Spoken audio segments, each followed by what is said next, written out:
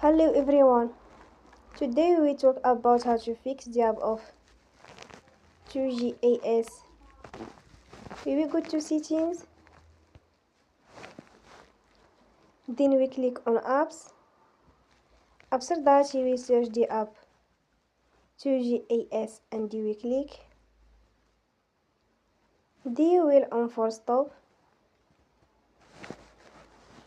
After that we go to storage. Then we click on clear cache.